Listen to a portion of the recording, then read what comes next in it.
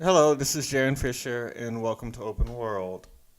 In the lead up to South by Southwest 2018, we're taking a look back at South by Southwest 2014.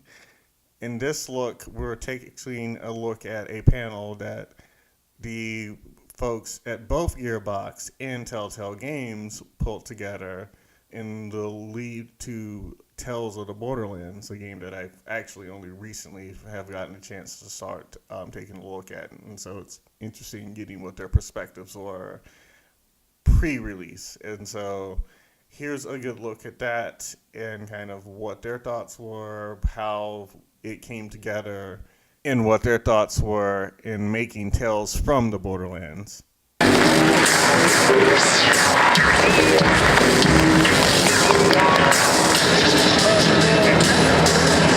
Hello, everyone. Welcome to Tales from the Borderlands panel. Thank you so much for coming. I'm Kamal Nanjiani. This is Emily Gordon. We host a gaming podcast called The Indoor Kids for the Nerdist Network. Do you guys want to go down the line and introduce yourself? We have awesome people from TellTale as well as Gearbox here. I'm Anthony Birch, and I was the lead writer of Borderlands 2. I'm Matthew Armstrong. I'm the franchise director of Borderlands. I'm Kevin Bruner, the co-founder and president of TellTale Games. I'm Harrison Pink. I'm the lead designer on Tales from the Borderlands. And having the ability to say that, yeah, Borderlands can be more than just shooting people in the face repeatedly. Maybe shooting people in the face repeatedly and then talking to them was kind of a cool possibility for us. And I think that is true, that what both games have in common is a really good world building, that you feel like it's really been thought out and really detailed. But, Borderlands is known for being very funny and having a lot of in-jokes, whereas Walking Dead is more known for being very sad and upsetting, sad and upsetting, I would say. Yeah, it's sad and upsetting, and Borderlands, is more shooting and fun. So how do you think those two sort of tones work together? Well, I think one of the things, a lot of people know us for Walking Dead, but before Walking Dead, we were mostly a comedy studio, working on Sam & Max and Strong Bad and things like that. So actually, we've got all this pent-up comedy in boxes around the studio that we've been dying to unpack. And we have a lot of pent-up tragedy. You see, if you play our games, you'll notice that even our funniest characters, in fact, our very funniest characters, tend to have the most tragic and horrible backstories. We really just want all of our characters to be miserable and funny at the same time. So we have a very dark universe. Yeah, I mean, you guys really do, because the newest Borderlands 2 had a pretty major character. Has everybody played Borderlands 2? Can I do a big spoiler? No? All right. His name rhymes with Boland. Yeah. So there is a lot of darkness with Tiny Tina's a very dark, funny character. Yeah, she has a significantly, sorry, I'm a little taller than him, but he's really good looking. Look at him. I wasn't laughing I was laughing at his reaction on his beautiful face. Yeah, many of our characters, Pandora's a nasty planet, and most of our characters have some tragedy or darkness in their stories. And Tina has one of the most tragic and darkest stories. But that's one of the ways that we're able to really keep the humor strong and vibrant. It's got a really nice contrast to it. Lets you care about somebody, but still lets them go extreme and wacky.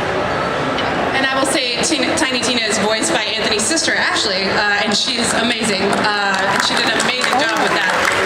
And I don't know if you can talk about it, but the tone of this Tales from the Borderlands game, is it going to be kind of gallows humor? Is it going to be funnier? Is it going to be tragic? I mean, it's the Borderlands humor. It's definitely that sort of dark comedy, that comedy with an edge. It's not just slapstick all the time. There's a lot of meaning behind it too. And I think that's something that TellTale is really perfectly positioned to do. The lead writer, Mike Stemley, he was the writer of the original Sam & Max back in the LucasArts days. So, as Kevin said, we've done a lot of comedy before, and this isn't new ground. It's actually really nice to just be like, hey, the gag goes here. To say the word gag again after doing Walking Dead, and wolf among us.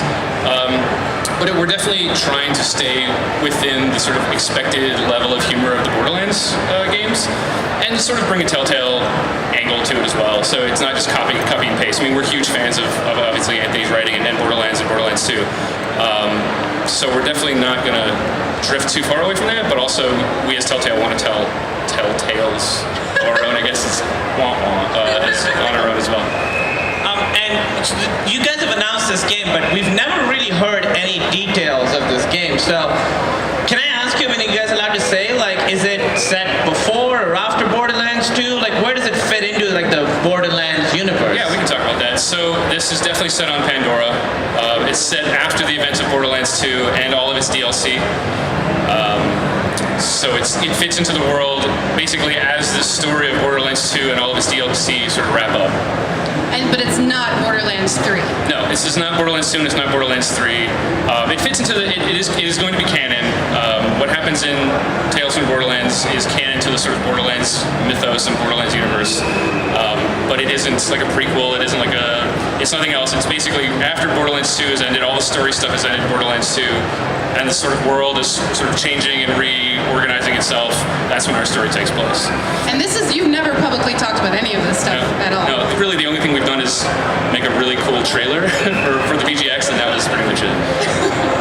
So this is sort of going to be like the Mos Eisley thing of the Borderlands universe, huh? You're going to blow some kids' minds the way your mind was blown. That's certainly the hope. Yeah, I mean, I think the thing that's really cool about Mos Eisley, or any sort of expanded universe stuff of that type, is let's tell a story that takes place in this universe that's not specifically about the world savers. It's not about the cool badasses doing the cool badass things. It's about just schmoes, just trying to get by, and that makes the world feel much more real. What?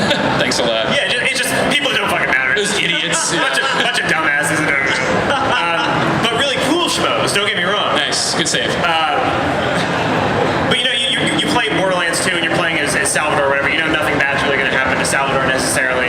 When you're playing somebody that maybe isn't a vault hunter who has a bazillion skills and can wield all the guns in the world, I think there's more dramatic tension there. So I think weirdly not even weirdly, because it's a TellTale game and you have a choice. There's just so much more freedom for you guys and for us helping you obviously to do stuff that we just couldn't get away with in a Borderlands game. We used to always joke about that, like if you lived in Gotham but like worked at a fast food restaurant. Yeah. Like, well, all right, Batman keeps slamming into our restaurant, breaking all of our windows. I guess I got to fix that again. But I like that idea of exploring characters that aren't like the heroes and the badasses, because they all have stories too. They all have tales. You could say. From the Borderlands. One point.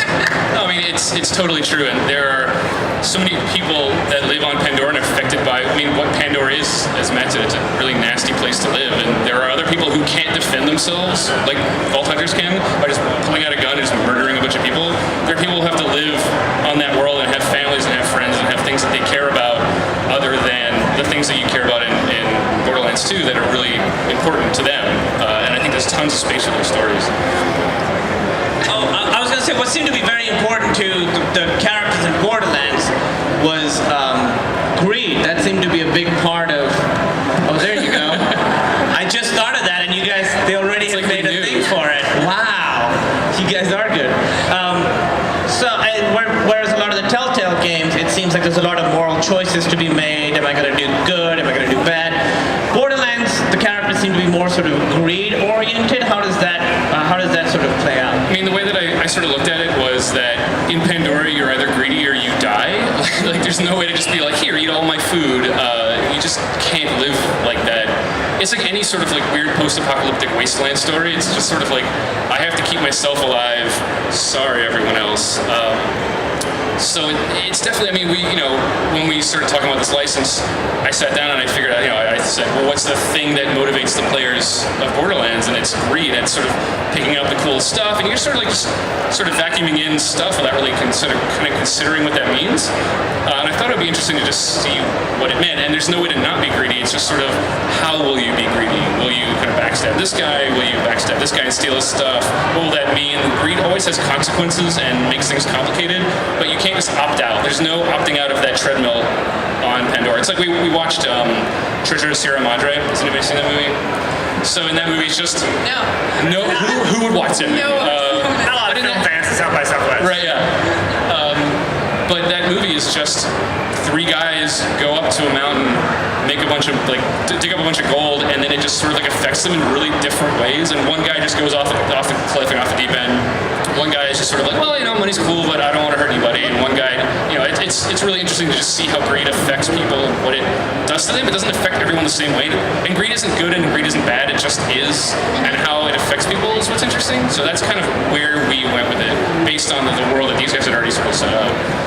But the greed thing is interesting because that is how, we would play the game together and I would never get rid of any weapons at all. I would put them in my lockers and that sort of started bleeding into my real life. I would go to Burger King and get 3 Whoppers because I'll need these at some point. Yeah. It just makes you the hoarders the game.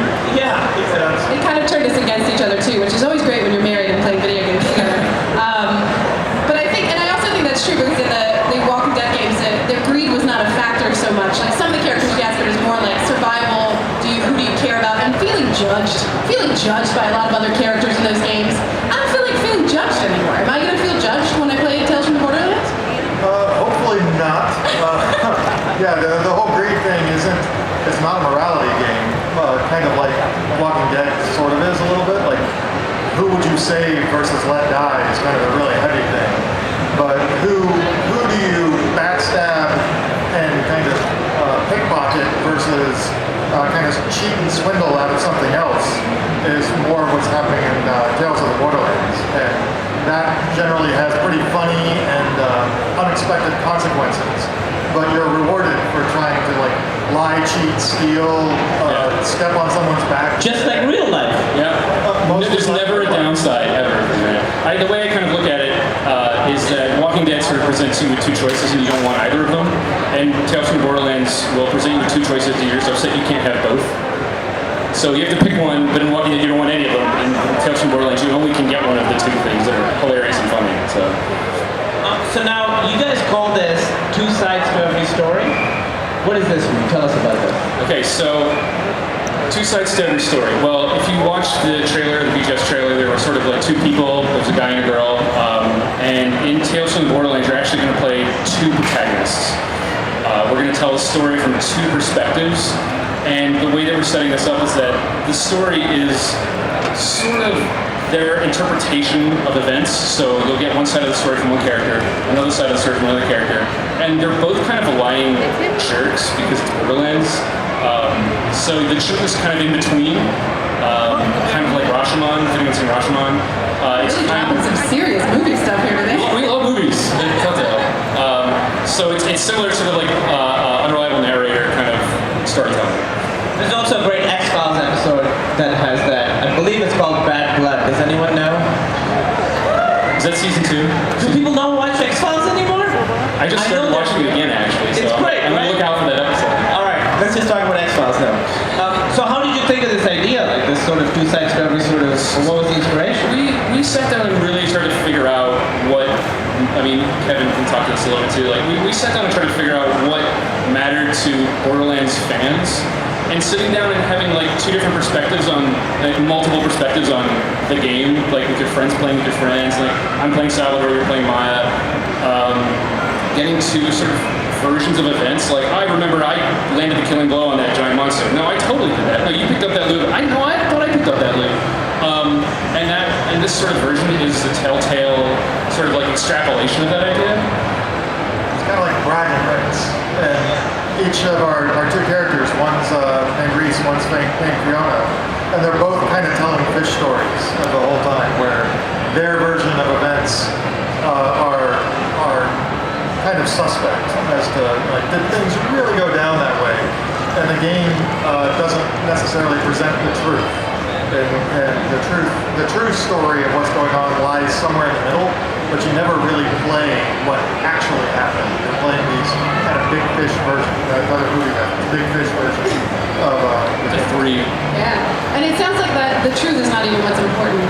Exactly. Yeah, nobody cares about the truth. Yeah. making up the story, like making up the lie, is a really entertaining part of the game. And so do you switch back and forth between the 2 characters, or just keep going back and It's forth? the specific details of how you do that. I don't think we're going to talk about quite yet, but it's going to be done in sort of a TellTale way. We sort of tailor a specific narrative to the way that a game gets played, and we sort of want to keep somewhat control over the way that you experience those stories. It's a lot harder to do setup and payoff when you can just sort of like left trigger, right trigger, swap around all the time. So we'll get more details on that too. And who are these two characters? There, the players. Here they are. If you've seen them in our trailer. These human beings are very attractive. These are very attractive people. Tell us about these two human beings really Sure. quick. Well, let's start with the guy who we never put his name on before. His name's Reese. Tumblr calls him Sexy Cyborg Guy. Now he has a name. He really has a name now. Isn't he an android? I thought he was an android. He's not an android. Okay, I'm sorry. He has feelings and emotions. I think androids can have feelings and emotions. Have you? Jesus, check your privilege, dude. Yeah. Have you not seen Blade Runner? I don't know. I'm sorry. I don't watch movies. So as you can probably tell, Reese works for Hyperion. He's not Handsome Jack for people who are wondering if he's Handsome Jack. So this was a big question. Let's get this clarified now. You can see that in the hair, maybe in the hair. He's got some handsome Jack in the hair, but not at all. You know, there's actually not a lot of tall, statuesque white people in Borderlands 2, so like anytime you have two of them together, I mean, like, so he's definitely part of Hyperion, and Handsome Jack has an effect on him. Their specific relationship we're not gonna kind of touch on quite yet. So there's a reason he looks the way he looks. He definitely looks up to the sort of example that Handsome Jack has set. But he isn't like his secret nephew or like secret love child with anybody. Okay, so he is not handsome Jack. He's not a young handsome Jack. It's like having a Rachel. You know, everybody had the Rachel in the '90s. That hair. He's just got some Was hair. everybody like, That's "Is it Rachel?" Yeah. And I also like the skinny tie. Skinny tie works for me. Yeah, totally. Yeah, it's a pretty good skinny tie. Yeah. And is he a vault hunter? He's not a vault hunter, and neither is the girl whose name's Fiona, which we can get to. So Fiona is our female character. She is a con woman, a con artist, flim-flam, kind of snake oil salesman. Neither of the two characters are vault hunters. They have sort of interesting and exciting dealings on Pandora. They're there for very specific purposes, but they're not, let's go find a vault. They're not, like that's something that vault hunters do. And they have their own sort of agendas that they're trying to fulfill as well. Well, can you tell us about what their agendas are? Like, what's Not their quite yet. backstory? I don't want to go into that quite yet. We have a ways to go before the game comes out. But there's definitely some really exciting stuff that they get into that sort of sets them on the path to go after stuff that they might not be quite ready for. Like maybe a level 1 Vault Hunter might go after, but not a level 0 Vault Hunter would go after. And so we sort of consider their arc sort of, you know, their level 0, if you want to call it that, like arc. And so they know each other. They will. Interesting. And when you're They will meet each other and know each other in Tales from the Borderlands. They may not start out knowing each other. are they going to have sex? Choices matter. No. Yeah, with each other. Maybe not with each other. Maybe Choices with other always people. matter. Actually, now that they've asked that, I'm curious too. Wouldn't you know this, Anthony? Do you really want us to spoil like mid-season cool stuff? No. Let's. So Everyone's like, Anthony, yeah. That's one heck of a button there. That's like God of War. That's what you do in I God was of just War. thinking that. There's a lot of like circling around. This is Just say Fiona will remember that. We'll try not to remember that. Fiona will tell her friends about this. She might write a blog about it later. We're not sure. So do we have a sense of Fiona's background at all? We know she's kind of a scam artist, but She is one of those people in Pandora who's just had to do what they need to do to survive. You know, like there's definitely a vibe of, look, I have to stay alive in this universe where vault hunters come in and just like a tornado just rip up towns and steal people's stuff, and they're just like the weather. They just do what they do. But that's not how I solve my problems. So anyone worried, there will be shooting guns in this game, just in a telltale sort of way. So it's not just like, use your harsh language. It's definitely, there's going to be some action, there's going to be some cool stuff you're doing. And she just has, she's trying to sort of do this con. She's just basically, anytime she can make some money, she will try and make some money just to keep going. She's sort of really not, she's kind of out on her luck. And the thing about being a con artist is that eventually you run out of places where people don't recognize you, which is obviously we alluded to in the trailer. Like there are wanted posters, people sort of recognize her sort of place that she can apply her trade are really shrinking, and the people who are willing to work with her are really shrinking. So you can't be a con artist forever and ever, because begin to run out of people who don't know who you are. So that's kind of the station. That's the state where she is when the game sort of starts. Yeah, because people just like don't trust the prettiest woman in Pandora. Exactly. Well, there's a lot of pretty women in Pandora. Sure. Really are. And when you're writing characters like this, Anthony, how do you approach characters like this? Well, Fiona is the creation entirely of TellTale, but I love her. Like, she's got some of my favorite character design of a lot of characters I've seen. But What are you referring to? what? What are you referring to specifically? Like, I like the fact that she's this cool female character, and finding the cleavage on her is real hard. It is. Like, She's very dressed. yeah, she's a well-dressed. She like fits the part of somebody who's coming in and trying to pretend like they're hot shit, and they're something that's really important, and can convince somebody of that without like just like unzipping her shirt, which is the general way that female characters in video games kind of get what they want. But yeah, generally when it comes to writing characters, at least for Borderlands, I try to like find a hook for them. So for Tiny Tina, it was insane little girl bomber. For Handsome Jack, it was like evil Nathan Fillion. And then try to find something that justifies how wacky they are. So for Mr. Torg, for example, like he's a wacky guy. He's basically Macho Man Randy Savage, but I tried to make him really lonely and sad, just like me. And Like Macho Man Randy Savage. yeah, like Macho Man Randy Savage. Art imitates life. But yeah, it's sort of like what I was saying before. Borderlands is a franchise and a universe where things can really quickly get so out of hand that you can't take them seriously and don't care about them anymore. So we try to balance anytime anybody gets too wacky or too funny, giving an equal amount of darkness or sadness to them that tries to ground them a little bit. Because it's like every comedy needs a straight man, and we hope that the sad stuff or the dark stuff is the straight man to the wacky shit that is a dude talking about meat bicycles. Did you say meat bicycles? Yeah. Okay. So what I really liked about The Wolf Among Us is like sort of the different way that you guys took action, like the way you sort of move the cursor to the thing and hit the button, and it got really frenetic. I think I've explained it exactly perfectly. That's actually how I design it. Yeah, that's what so you push a button and a thing happens and a thing. But I liked that the action was really, really dynamic. Is there a lot of dynamic action in this game as well? Definitely. Yeah, it's a Borderlands game. There's got to be crazy stuff going on. And one of the things we've always, I'm glad that people recognize it in Wolf, because figuring out how to do action and storytelling at the same time has been, tricky to do. And without reverting to like traditional run-around video game, like we want to keep it very cinematic and have action sequences tell stories. We got better between Walking Dead and Wolf Among Us, and I think we're going to get better again as we move into Borderlands.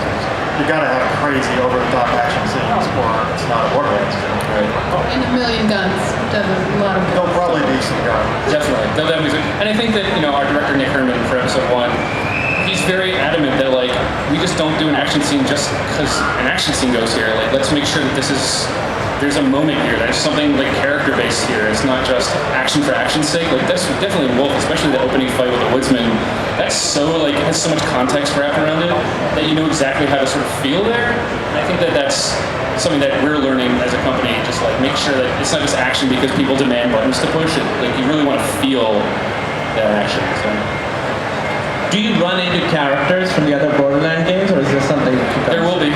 There will definitely be some Borderlands characters. Absolutely. Which ones?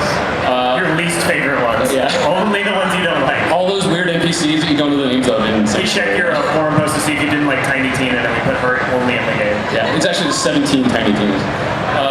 We're not quite ready to mention that, but we're definitely going to have some loved Borderlands characters in. We wanted them to feel like a part of the game. One of the things I said earlier is I don't want this to feel like you're Don Knotts in a very special episode of Scooby-Doo, where you're just like, oh, I'm sort of in their story. Like it's not my story. I'm just following this is all the Borderlands characters, and I'm sort of hanging out with them, but I'm not really like a regular part of that story. Which is how Don Knotts, I assume, feels all the time. Most likely. I bet most of these guys don't know who Don Knotts is. They didn't know X-Files. That's true. Well, okay. Some people that Don Knotts fans they're all there. dating themselves really badly right now. That was beautiful. That was gorgeous to see. Do you want to see a screenshot of an action sequence? That's what I'm super excited. Yeah, let's see something. This is it. This is our very first. This is the first ever screenshot This is the very from first Tales from the screenshot. Borderlands. And so, we're gonna give you. I mean, he hacks into machines and computers and stuff. That's not the only thing. It's not like every time there's an action sequence, you're hacking into something. But that's his like signature thing that he does. So there's going to be a lot of crazy action sequences where you do all sorts of crazy stuff. And this is the first screenshot. So there you go. So his abilities are he can sort of hack and control. What's so his fighting style seems to be more sort of hacking based. And what about He's sort of. I think that he's going to get physical. Get physical. He definitely doesn't just hack and then he just hides.